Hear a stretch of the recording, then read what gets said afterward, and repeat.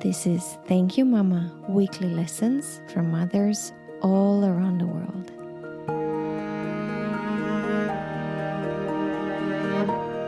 For me personally, a huge takeaway from the past 165 interviews was how resilient our mothers are.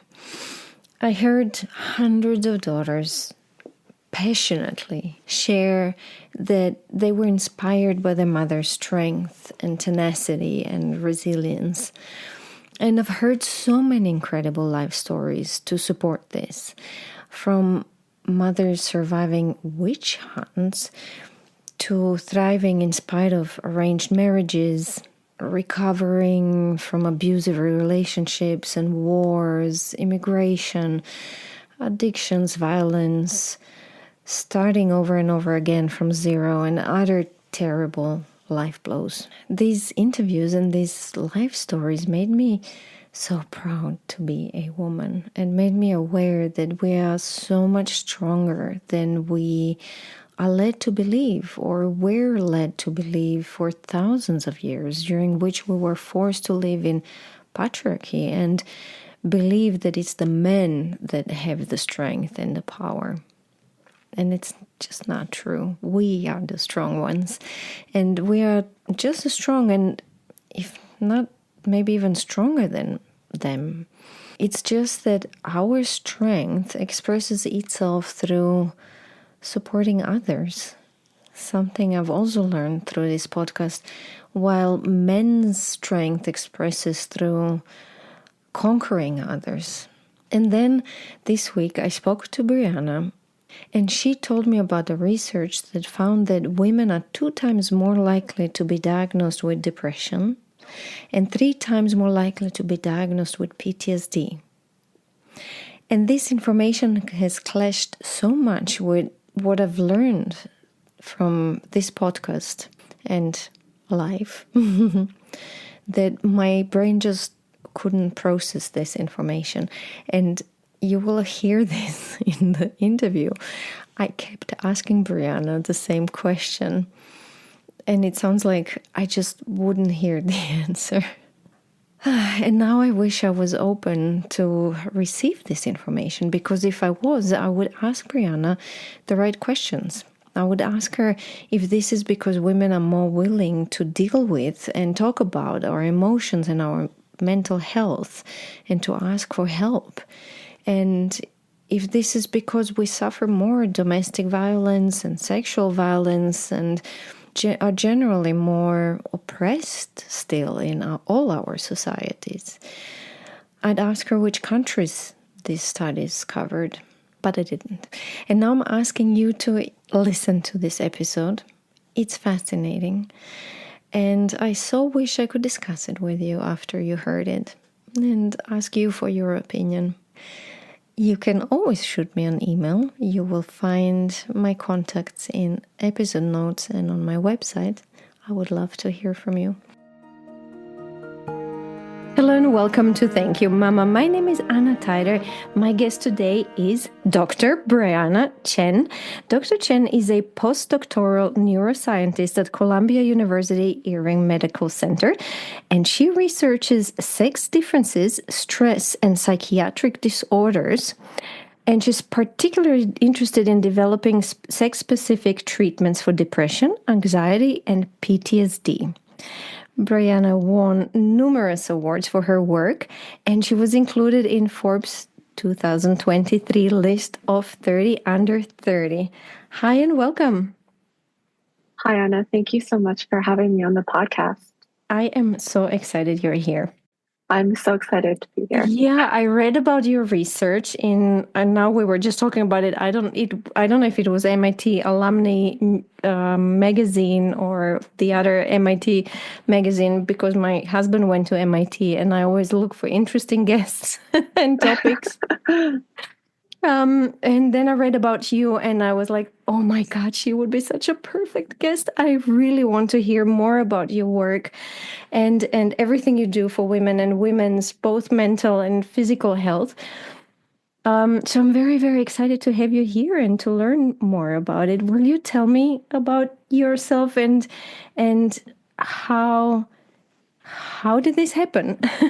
Of course. So first of all, thank you so much for having me on the podcast. I'm always so grateful to people who give me the opportunity to kind of talk about my work. I'm really passionate about it. I think it's super important. And so I'm always grateful when I have the opportunity to discuss it. I graduated from MIT in 2016. And in particular, I majored in brain and cognitive sciences, or Course 9, as they call it at MIT. And right after that, I went to Columbia for grad school in the neurobiology and behavior program. And I defended my PhD there, or I defended my thesis there in 2022, I believe. So it feels recent to me, but maybe it's not so recent anymore. And while I was there, that's kind of really when my focus on sex differences really became kind of the focus of my research. And I remain incredibly passionate about sex differences to this day. So basically, my research focuses in particular on what is called stress resilience. So exposure to stress is one of the greatest factors for developing a psychiatric disorder such as depression, anxiety, or PTSD. In fact, up to 80% of cases of depression are actually precipitated by exposure to a particular life stressor. And this can include all sorts of events such as the death of a loved one, a natural disaster, warfare, and a large portion of the population actually is what we call resilient. So they can adapt to those stressors without developing a psychiatric disorder. However, there is a small portion of individuals that are what we call susceptible to stress, and they will develop a stress-induced psychiatric disorder after exposure to trauma. And what also is critical is that a large portion of those susceptible individuals are women.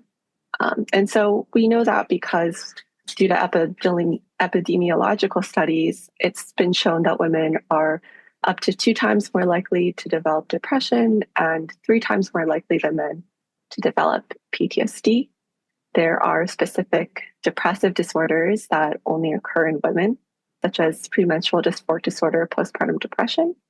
And then there's also data suggesting that women may suffer from different symptoms than men. So together, these data show that there may be biologically distinct mechanisms that contribute to stress resilience and stress-related psychiatric disorders in women. So my research kind of asks, can we identify, study, and then target these unique biological mechanisms to design more specific and effective methods of both treating and preventing these psychiatric disorders in women?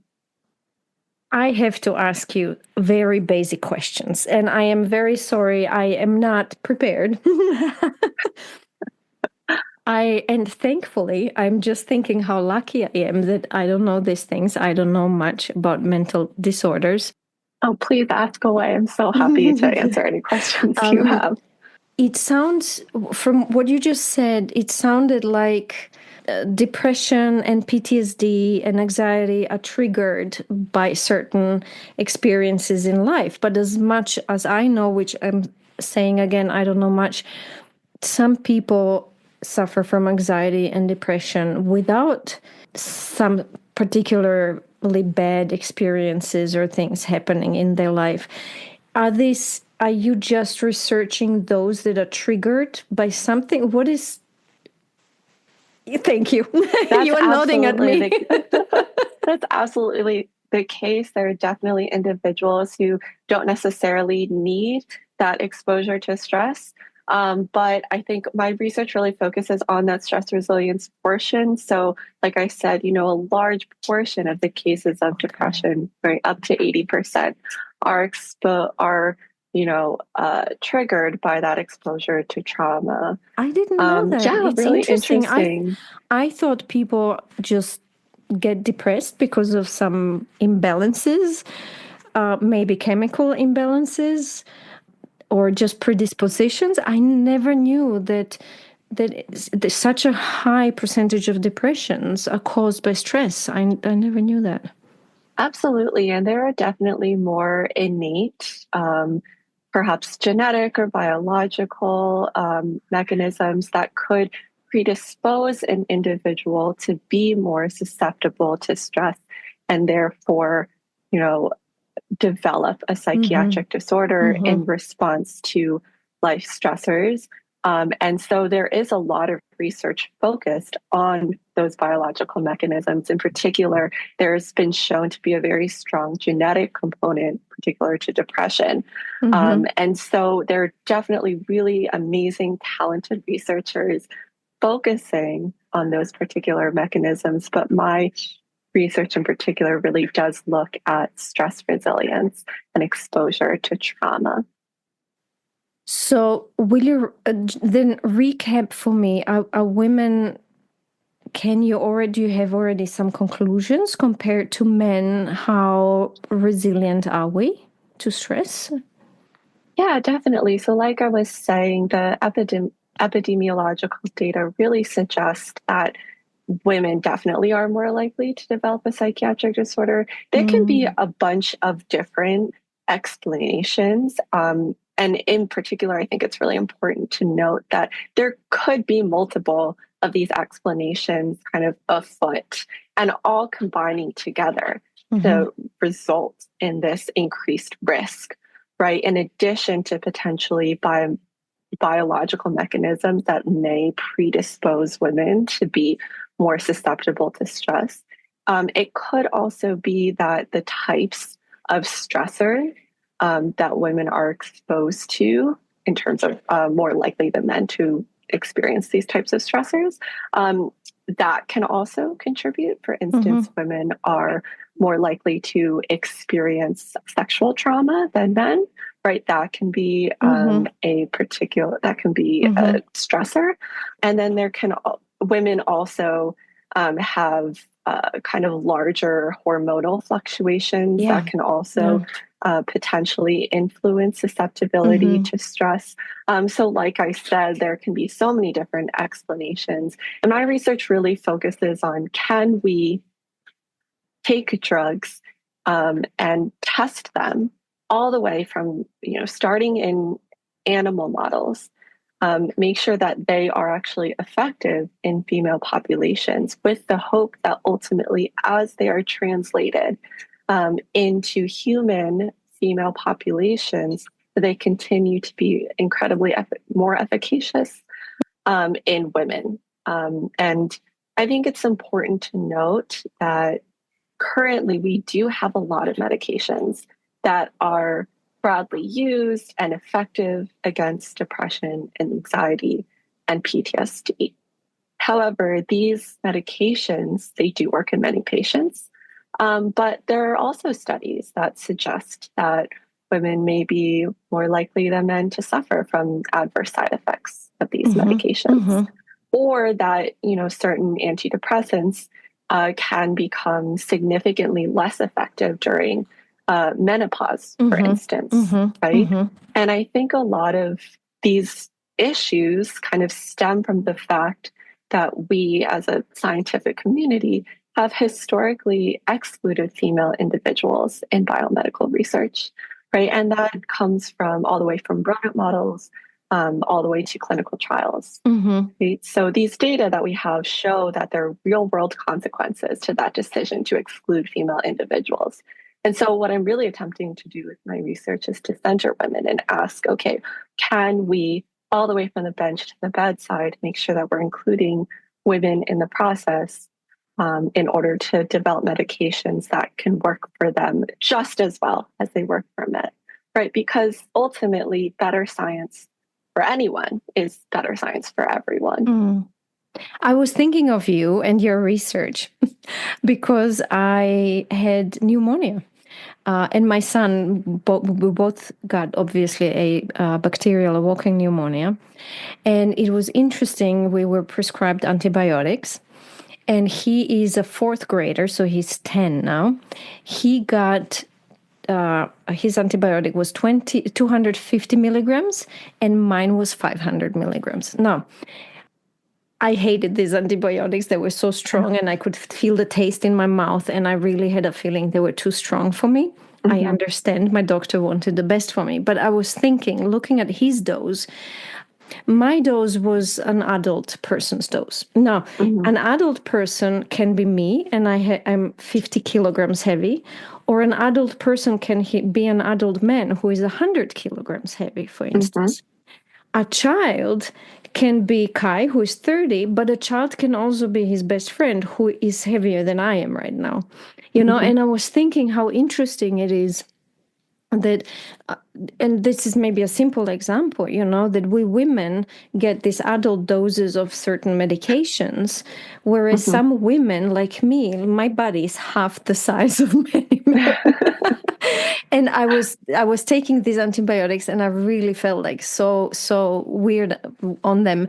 And I thought, it's great there are scientists who are thinking about this, who are just, it shouldn't be the same dosage. And this is just a simplified Mhm. example. It shouldn't be like a same dose for an adult, no matter if it's a man or a woman and how big or small or young or old they are. It's so interesting that you bring up dose specific effects because it really makes me think of kind of one of the first papers that I worked on when I was at Columbia. And in this, we were examining how ketamine, which is an NMDA receptor antagonist, it's also recently been known to be a rapid acting antidepressant. So we were looking at ketamine and whether it could be effective at preventing depressive-like behavior in female rodents. And one of the key findings from that paper was that consistently, when we gave the same dose of ketamine to female mice that we know works in male mice, that dose did not work. What was interesting was the dose that was effective of ketamine was actually exactly 1/3 of the dose that was effective in male mice. It's And it's so interesting. interesting They that you bring needed that up, less. right? Because it More was kind of too much. shows exactly, right? That effective dose can really be very different in females compared to Yeah. males. Yeah. Yeah.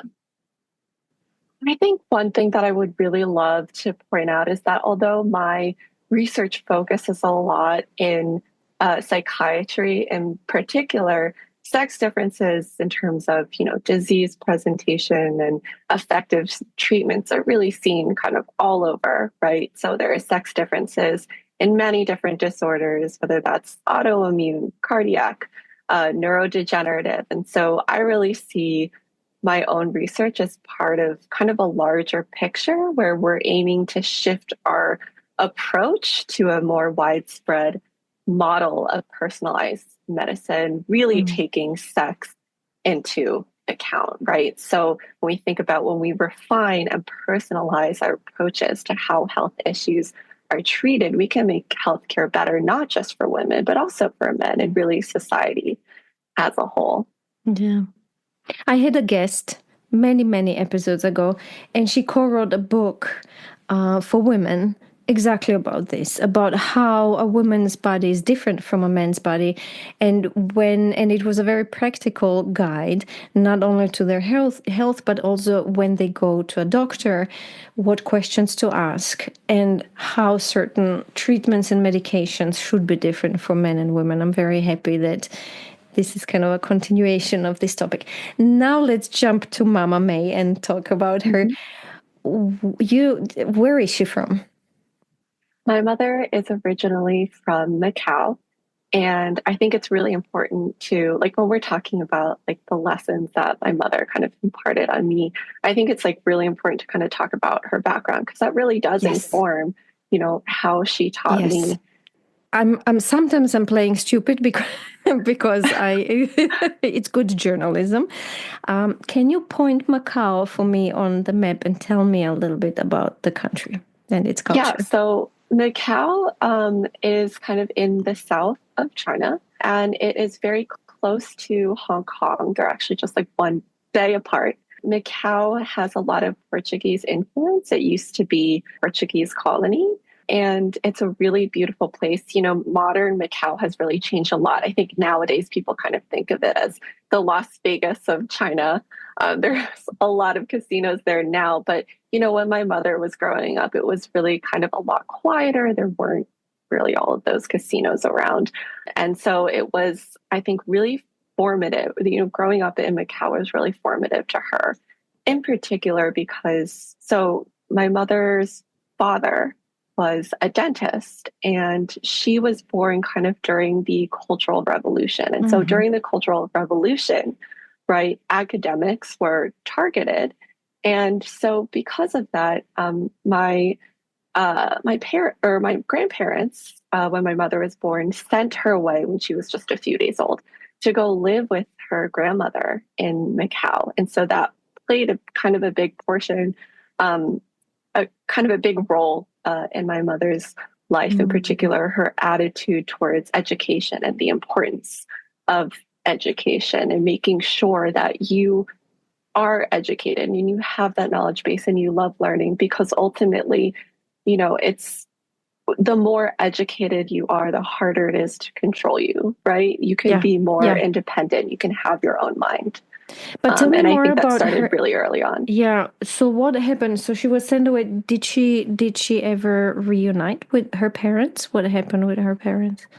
Yeah. So then my grandparents were ultimately able to escape to Hong Kong when my mother was, I think, around 10 years old, something like that. And so when that happened, she went to rejoin them So in she Hong lived for Kong. 10 years without the parents. Yes. Yeah. With her grandmother, my great grandmother. Yeah. And so my mother was also the first person in our family to get a PhD. You know, I think my grandfather really considered himself very progressive. He was really pro education and really made sure that, you know, he really wanted my mother, even though she was a girl, to go and, you know, get educated and go learn. And so that was kind of a progressive mindset at the time. So she studied, sorry, I'm just interrupting you the whole time because it's a fascinating story. She studied in Hong Kong? She originally studied in Hong Kong and then went to college or university in the UK. And then, which is where she met my father. And then she went to the US to pursue her PhD. And so, so she met your got her father PhD in the UK? Yes, that's is he where is he from? My father is from Malaysia, but he's ethnic Chinese. Okay. Yeah. And is he also, so he was also studying? Did they meet at the university? He was also studying. He was a graduate student at the time in the UK. And then so when he went on to do a postdoc in the US, my mother followed him and went to go get her PhD in the US. What did she study? Tell us. So both of my parents are chemists, and they both got their PhDs in chemistry and worked for a very long time in drug development and in the pharmaceutical industry, which I think also definitely influences my own current area of study. Yeah. So you were born and raised in the States? Yes, that's right. I was born and raised right outside of Philadelphia. Before we learn from her, how is she doing now? What is she proud of you? Oh, she's great. She's doing really well. She still lives outside of Philadelphia, and she's retired now, living her best life. Actually, both my parents are retired now, and they love it. So this is one of the things I've learned through this podcast, how many moms live their best lives in their 60s and 70s. And this is one of the biggest and most motivating lessons I've learned through these 166 interviews, that the best is maybe yet to come. Definitely. Yeah. Oh, great. What have you learned from her? What are the most important things you feel you've learned from her?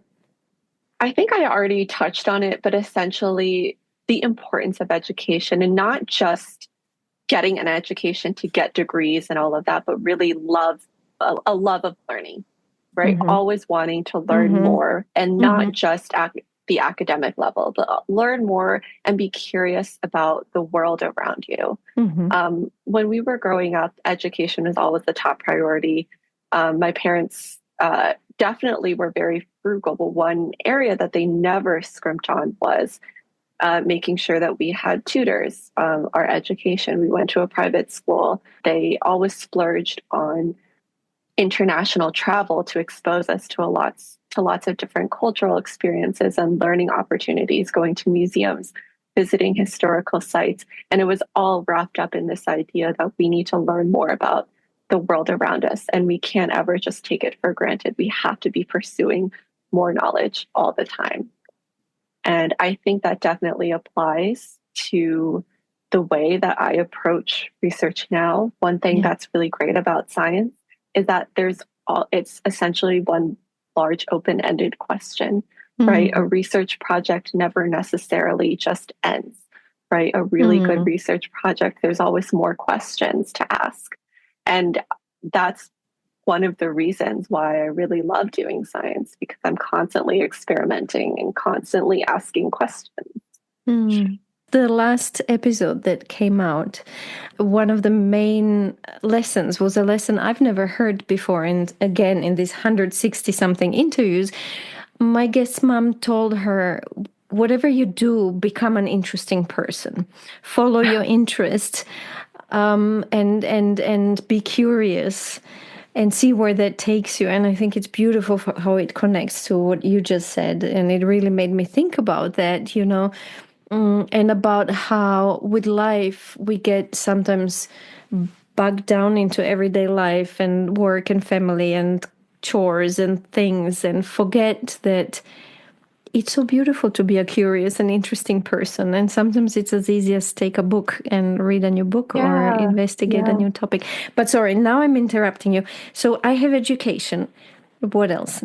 Another thing, and it kind of relates to this idea of an education and being curious, is my mother was very, very strong about making sure that we were constantly questioning, right? We weren't just accepting what she told us. So I remember her always explaining why she was telling us to do something, whether that was, oh, you need to go do your homework. It wasn't, you need to do your homework because I say so. It was, you need to do your homework so you can get good grades, so that you can get into college and do good things in the world, right? It was always like an explanation of why we had to do something. And that's something that I think has really helped me actually in science. It's really, because if you're constantly thinking about why you're doing something, it makes it so much easier to not only troubleshoot, but also to just have that motivation and have that innate motivation to go ahead and accomplish things. And I think this becomes especially important in science because we're constantly pursuing grants, we're constantly pursuing awards. And I think, it can become very draining. But if we're thinking about the why we're doing this, why we're doing our research, why we're writing this grant to get the funding to do the experiments, that can really help get us through those tough times. Oh, this is so beautiful. I'm teaching now strategic communications, and this is what I'm trying to teach my students, that one of the most important questions for any kind of successful communication is always to think about why. I think it's not, I just want to say it's not only science, it's so many other aspects of life. Absolutely. It really does connect to so many kind of fundamental things in life. Absolutely. Yeah. Do you have more lessons for me? I think a final lesson that my mother has really thought kind of imparted on me was both she and my father were really staunch feminists. Obviously, this comes through in my research. But one thing that I was thinking about was how they were always thinking about giving back to those who needed it, right? Whether it was, so always thinking about who's not being thought of, whose needs aren't being addressed. Think about the good that you want to put out in the world and who you want to give your effort to, right? And that definitely connects to, obviously, like my research, like I said. But it also really helps, I think, in life when I think about when I'm giving back to the world, who do I want to benefit from this? And why do I want them to benefit from this? So. How does that connect with feminism? I think that connects with feminism in a fundamental manner because we're thinking about who in society really is needing kind of this research or who is needing to be propped up and supported. And feminism is one, it is one aspect, but also there's so many other aspects in the world in our current environment where we can think about how there are populations who really need the help and the guidance, and not necessarily guidance, but definitely the thought in this current moment. Support, yeah. Yes, exactly. Who needs a platform, and can we uplift those communities? Right? Mm-hmm. And now the trick question. Was there anything important she didn't teach you? Something that you had to learn by yourself? Something you wish she did teach you? I think what's really funny is this kind of connects to kind of how my mother is doing now in retirement. But one thing that I realized when I was thinking about these lessons was my mother taught me how to work really hard. Mm-hmm. But sometimes she didn't, teach me how to relax, or even that it's okay to relax. I'm laughing because that comes so often, this lesson. It's obviously we women really have this big lesson to learn. Yes, definitely. And it was so funny because my mom retired recently, and she, I had kind of always thought of my mother as like a working mom, right? She's always doing something for the family. And then when she retired, I'm sorry, I'm interrupting you again. You're talking about us. How many children did she have? Oh, I am one of three. So I'm a middle child. I have an older sister and a younger brother. So she worked full time and had three children? Yes, both my parents worked full time, 3 children. And I honestly don't know how they did it because we don't have any immediate family in the US. And so they were really kind of on their own. I just wanted to ask you, did she have any help? Did she have paid help, or did she really deal with everything by herself? We had a babysitter who helped us out when we were, I think, starting when I was maybe like 8 years old until maybe 13. But that's actually a fairly short period of time to have paid help, particularly with 3 children. A babysitter sounds like somebody who wasn't there the whole time, but only sometimes was not there the whole time. Yeah. So exactly. So she had a full-time job in a pharmaceutical company, 3 children, occasional help, but no intermediate family. So a lot of work, a lot of juggling. Yes. A lot of work, a lot of juggling. Never that saw kind her of relates to relax. what I was saying. Yeah, she was always doing something for us, for the family, or for work, which is a wonderful role model to have when you're growing up. But then when my mother retired, I was asking her if there was anything that she didn't like about being retired. And she just kind of thought for a second. It was like, no, there's absolutely nothing that I dislike about being retired. I love having all this time. And I think that was kind of a light bulb moment where it's like, oh, she finally gets to relax. She finally gets to start doing things for herself. And I think that a lesson that I took away from that was, well, it's okay to take that time now. I'm not retired, but it's still okay to take some time for myself. So are you doing it? Are you learning? Yes, you have to learn now at young age. please learn now. I'm really striving to implement that now.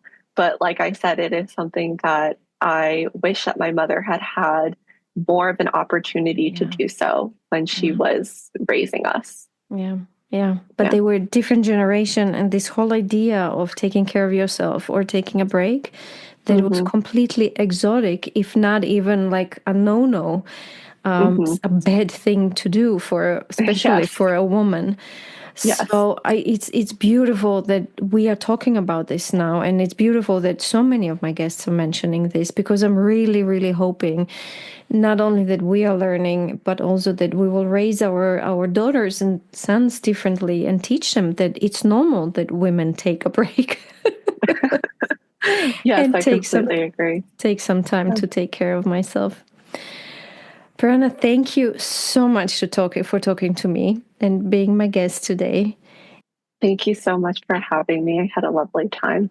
Thank you again for your work. I am so curious to follow and see what amazing things you will still find out and achieve and do for our mental and physical health.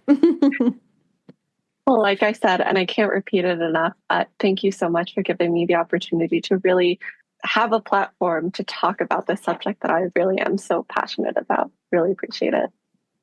Thank you. If you enjoy Thank You Mama and want to help it grow, please take the 2 seconds to leave a 5-star review on Apple Podcasts. It really helps. If you'd like to get in touch, you can send me a mail at info@thankyoumama.net. You can also find me on Instagram, Facebook, and Twitter under Anna Teider, that's Tajder. This was Thank You Mama. Come back next week, subscribe, and tell your friends.